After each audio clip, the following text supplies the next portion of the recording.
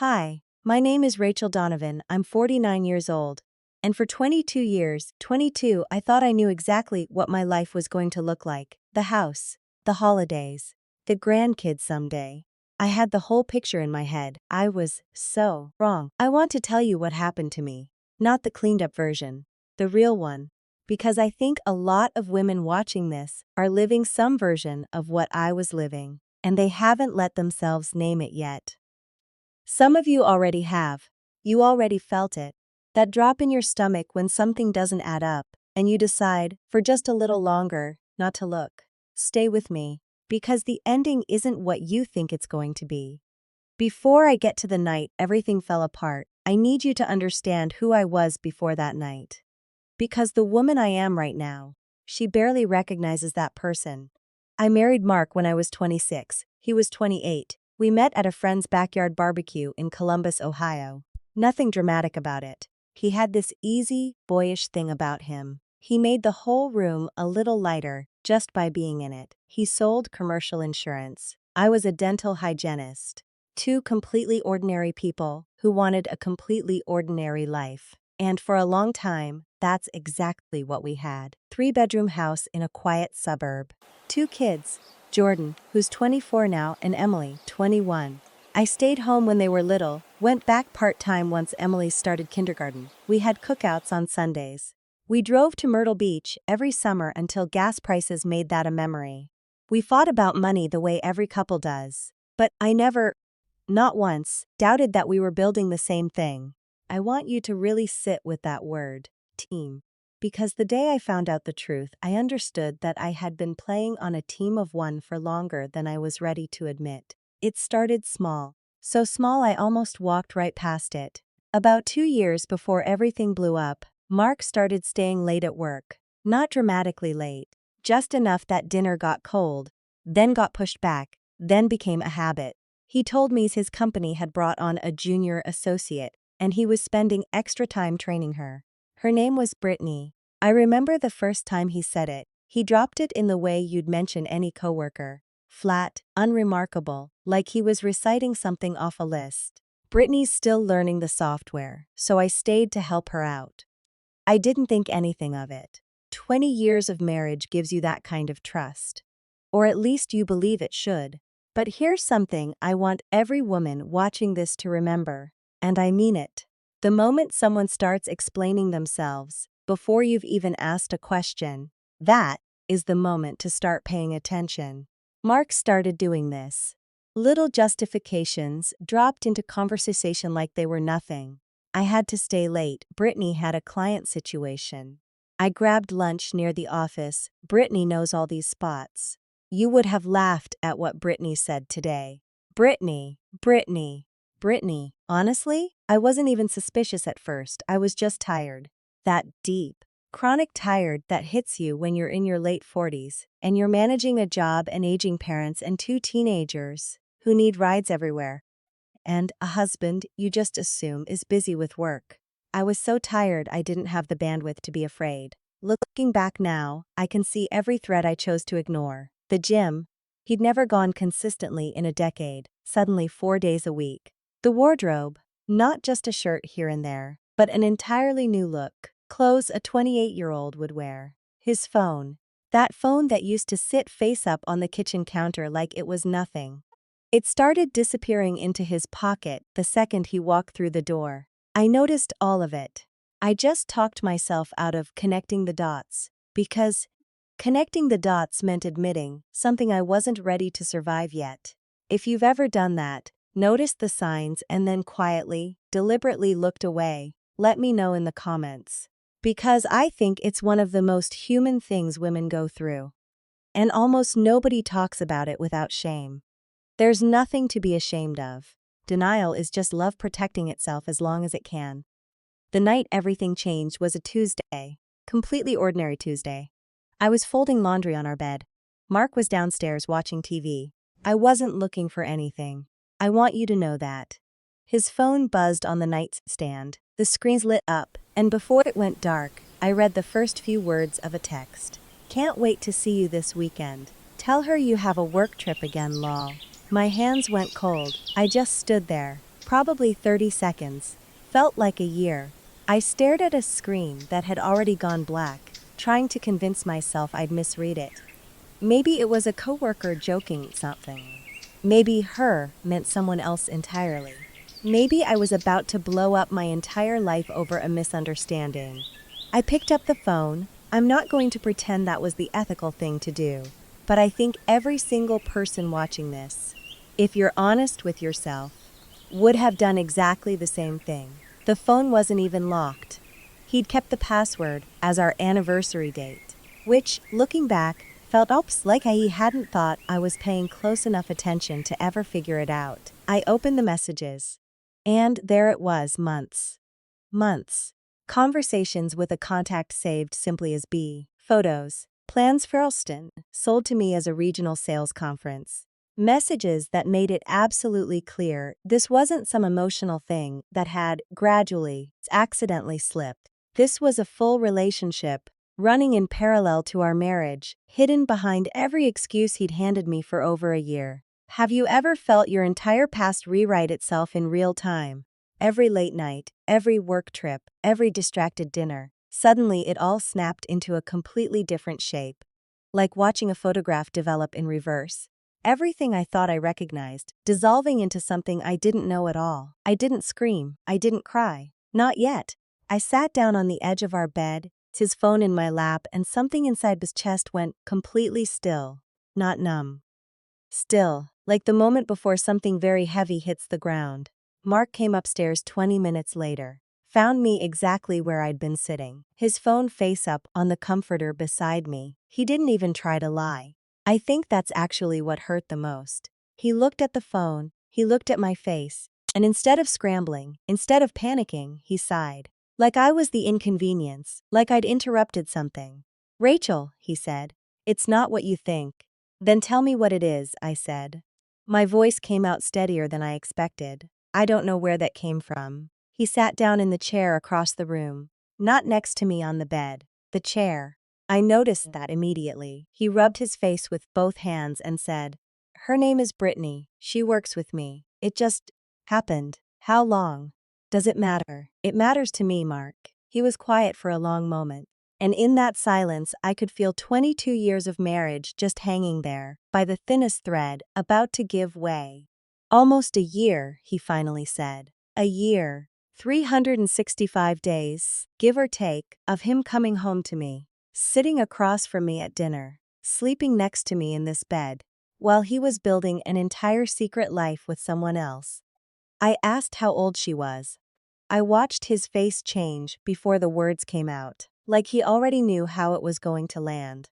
24. Our son was 22. I asked if he loved her. "I think I do. Not I'm sorry. Not I made a terrible mistake."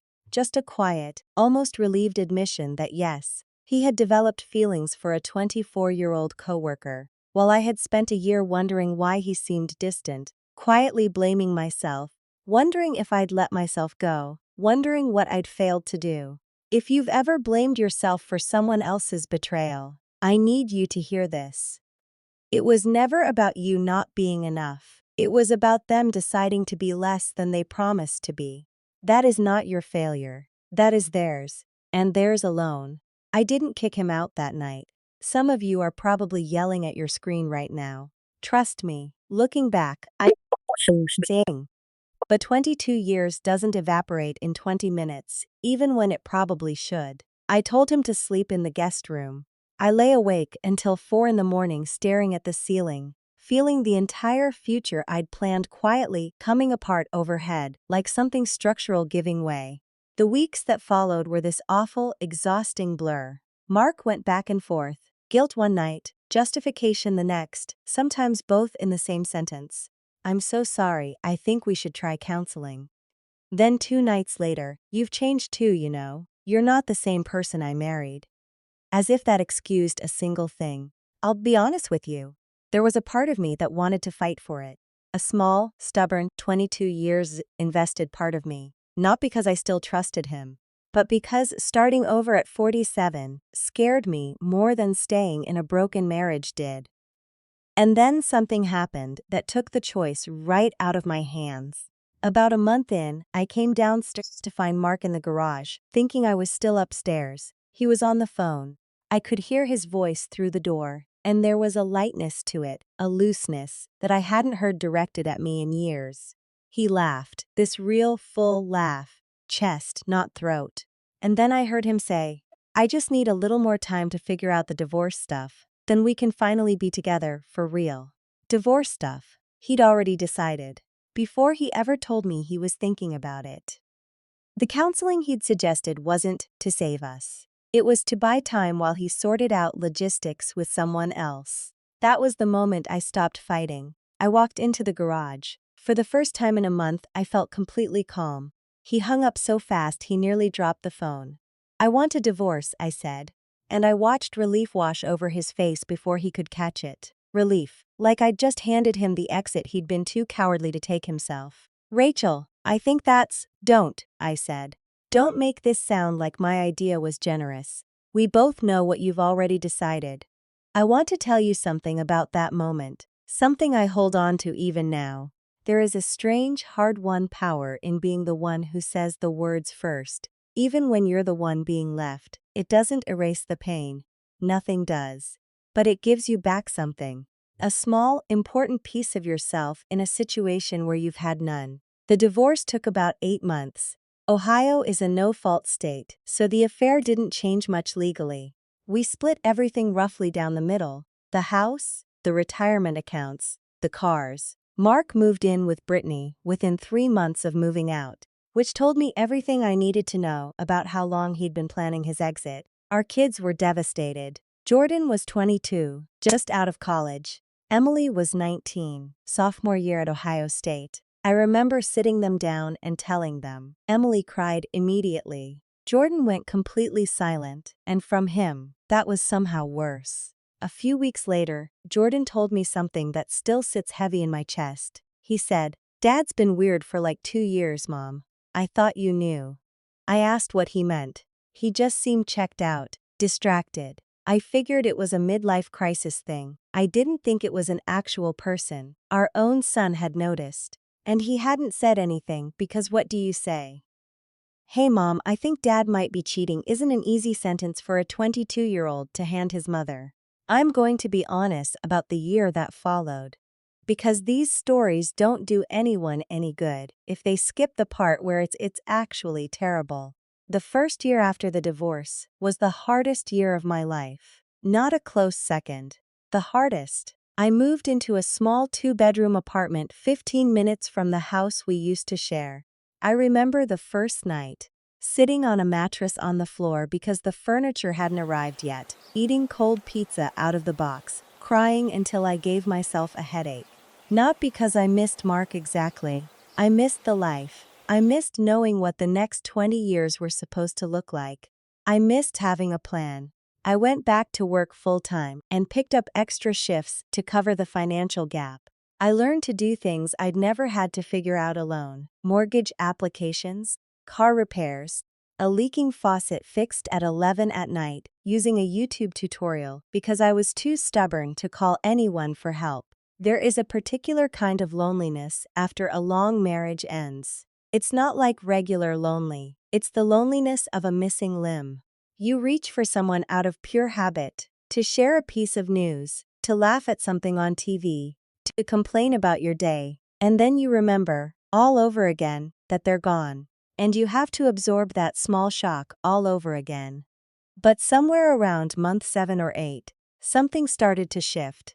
I joined a small gym near my apartment, not to look a certain way, not for anyone. Just because I need somewhere to put all that anger I was carrying and didn't know what to do with. I started rebuilding a friendship with Denise, someone I'd lost touch with during the busy years. We started having coffee on Sunday mornings, and those 2 hours became the highlight of my entire week. I also started slowly figuring out who I was outside of someone's wife. I'd spent so many years being us that I genuinely lost track of what I actually liked, what I wanted, who I was underneath all those roles. I had to relearn things about myself that probably should have felt embarrassing to relearn at 47, but somehow just felt like finding someone I'd missed.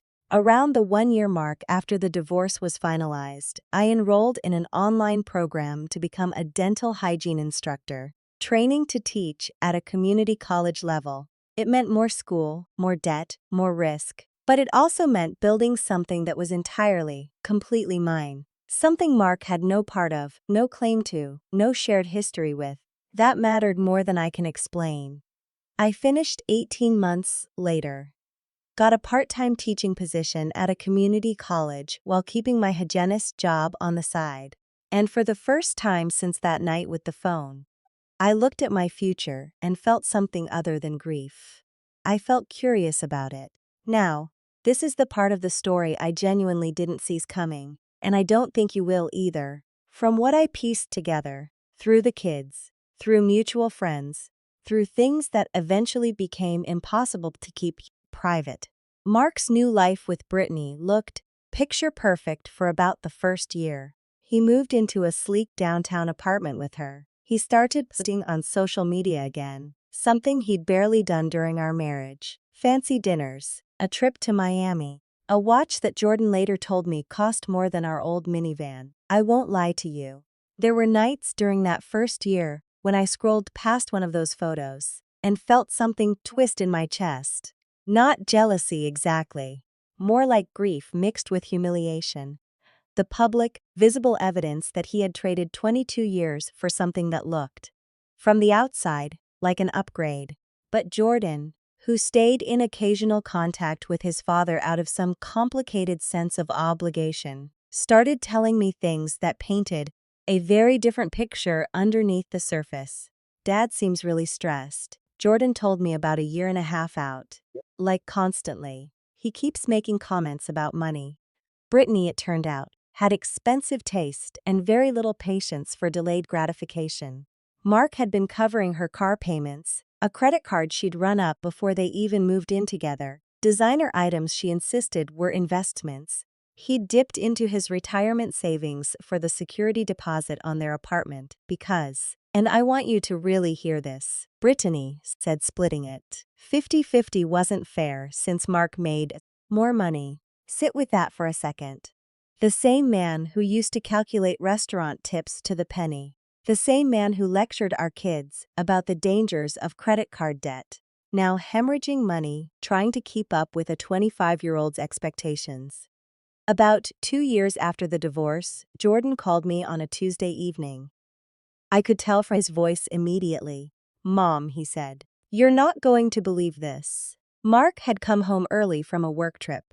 An actual work trip, ironically, and found Brittany at the apartment with another man. Not a friend, not a coworker, an affair. The same shape of betrayal Mark had once handed to me, now landing squarely on him. I felt something complicated when Jordan told me this. Part of me, the part still healing, felt this sharp electric sense of justice. Part of me, somewhere deeper and quieter, also felt an unexpected flicker of sadness. Not for Mark exactly, but for the sheer, predictable tragedy of watching someone walk straight into the same thing they'd done to someone else and act completely blindsided by it. But the story didn't end there. A few weeks after the affair, Brittany moved out, not before draining a significant portion of a joint savings account they'd set up together. Mark had insisted on opening it for their future and had given her shared access after barely 2 years of actual relationship. She left him not just heartbroken, but financially gutted. I want to say this clearly. I didn't engineer any of this. I didn't expose the affair. I didn't manipulate anything. Brittany did what she did entirely on her own, driven by the same self-interest that should have been obvious to Mark from the beginning if he'd been paying the kind of attention to his own life that he should have been paying to ours. Some stories involve elaborate revenge. This one doesn't. This is just what happens when you build something on a foundation of betrayal. Eventually, that same foundation gives way underneath you too. About 2.5 years after our divorce, I got a phone call I never expected. Thursday evening. I was grading papers from my community college class. My phone rang, Mark's number. I stared at it for a long moment. I almost didn't answer, but something made me pick up. "Rachel," his voice sounded different, smaller somehow. "Mark." Long pause. "Can we talk?" In person. Not over the phone, I agreed, mostly out of curiosity, honestly. Some unhealed part of me wanted to see what 22 years of marriage looked like when it finally, completely collapsed on the other side too. We met at a coffee shop near my apartment. Neutral ground. Public enough that neither of us would make a scene. I almost didn't recognize him when he walked in. The Mark I remembered from the divorce, the one with that half-hidden relief on his face, was gone. The man who sat down across from me looked tired in a way that had nothing to do with sleep. He'd lost weight badly. The stress caned, not the gym caned. The clothes that had once been so carefully chosen to look younger just looked like they belonged to someone who'd stopped caring. "Thank you for coming," he said. I didn't say anything, I just waited. He told me everything, the affair, the money, the apartment he could barely afford now that his salary had been cut during some restructuring he hadn't even mentioned to the kids until things were already bad. And then he said something I still think about. "I think I traded 22 years of something real for 2 years of something fake," he said. "And I don't know how to undo that." I felt something in that moment. Some small, human, understandable corner of me almost felt sorry for him. Not because he didn't deserve consequences, but because watching someone you once loved completely unravel in front of you is never as satisfying as you imagine it will be when you're in the depths of your own pain. There was a bigger, steadier part of me, though, that noticed something else. This wasn't quite an apology. It was grief, but grief for what he had lost. Not necessarily remorse for what he'd done to me. "Why are you telling me this, Mark?" I asked. He looked down at his coffee for a long moment. "I guess I was hoping maybe we could figure something out. Try again. I know it sounds insane, but I keep thinking about how good things used to be before everything fell apart." There was a time, not that long before that conversation, when hearing those words might have cracked something open in me. Some lingering, stubborn hope that the life I'd planned for could somehow be salvaged. But sitting there in that coffee shop, I understood something that surprised me. I had changed.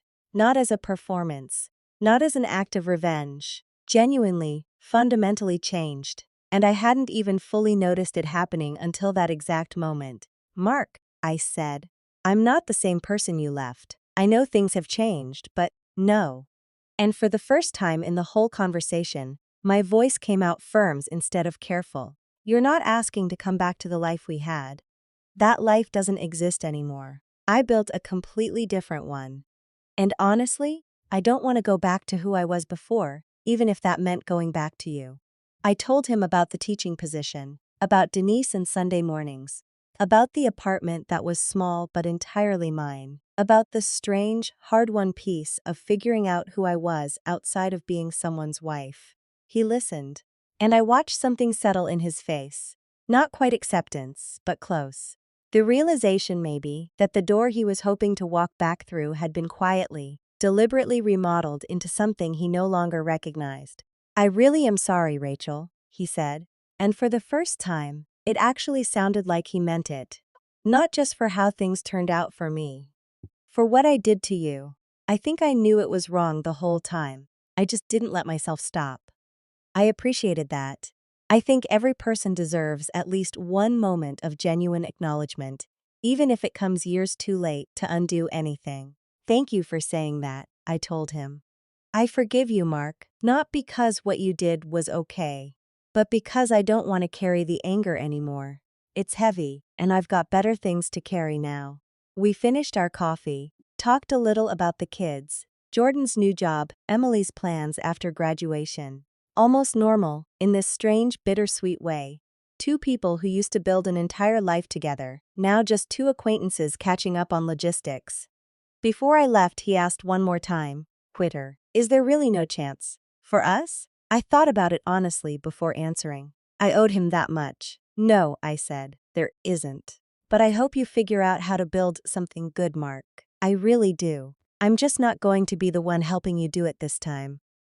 I walked out. Sat in my car, didn't cry, which surprised me, just breathed. Just felt the strange, quiet relief of finally, completely closing a door I'd spent 2 years assuming would stay slightly open forever. I want to tell you where things are now, because I think the ending of this story matters as much as the beginning. Mark moved back into a smaller apartment closer to his parents, who helped him financially for a while as he got back on his feet. He's still at the same company, quieter now, according to Jordan. More withdrawn, he dates occasionally, but nothing serious. I think, in some way, he's still figuring out who he is, now that the version of himself he tried to become, younger, exciting, desired by someone 25 years his junior, turned out to be unsustainable the moment real life pressed against it. As for me, my life looks nothing like I thought it would at 49. And in most ways, it's better than I imagined it could be. I got promoted to full-time at the community college last year. I bought my own house, nothing fancy but mine, paid for with money I earned entirely myself, decorated exactly the way I wanted, with no one else's opinion factored in. Denise and I still have our Sunday coffee tradition, 4 years running now. I'm seeing someone, slowly, carefully, a kind, steady man named Tom who teaches automotive technology at the same college. We're not rushing anything. After everything I went through, I've learned that slow and steady isn't a compromise. It's a gift you give yourself. Jordan and Emily are both doing well. Jordan got engaged last spring. Watching him build a healthy, communicative relationship with his fiancée, after everything our family went through, fills me with a kind of pride I don't have adequate words for. Emily graduated and works in marketing in Cincinnati, close enough that we have dinner most weekends. I think about that night with the phone often, not with the raw, gutting pain I felt then, but with a strange gratitude that still surprises me every time I notice it. Mark's betrayal broke something in me that needed breaking. It forced me to rebuild a version of myself that I actually like better. More confident, more financially independent, more certain of my own worth outside of any relationship. I didn't engineer any revenge, I didn't need to. Brittany did all the work of exposing exactly who she was on her own timeline, in her own way. And Mark's choices built the consequences he eventually had to live with. No interference from me required. But I will say this. There is a particular kind of justice in simply continuing to build your life, while someone else's collapses under the weight of their own decisions. You don't have to lift a finger, you just have to keep going. If you've made it this far in my story, thank you. Really, have you ever been betrayed by someone you trusted completely and found yourself rebuilding a life you never expected to need? I'd love to hear about it in the comments, because these stories matter more than we give them credit for. Not the dramatic, cinematic version, the real one. The one where you cry on a mattress on the floor one year and stand in front of a classroom full of students a few years later, genuinely surprised by how okay you actually are. I used to think the worst thing that could happen to me was losing the marriage I thought would last forever. Now I know the worst thing would have been staying in a life where I was the only one trying. 22 years taught me what loyalty was supposed to look like. The 2 years that followed taught me what my own strength actually looked like. Once I finally had no choice but to find it. And if there's one thing I hope you take away from my story, it's this. The life that falls apart is never the end of your story. Sometimes it's the very painful, very necessary beginning of a much better one.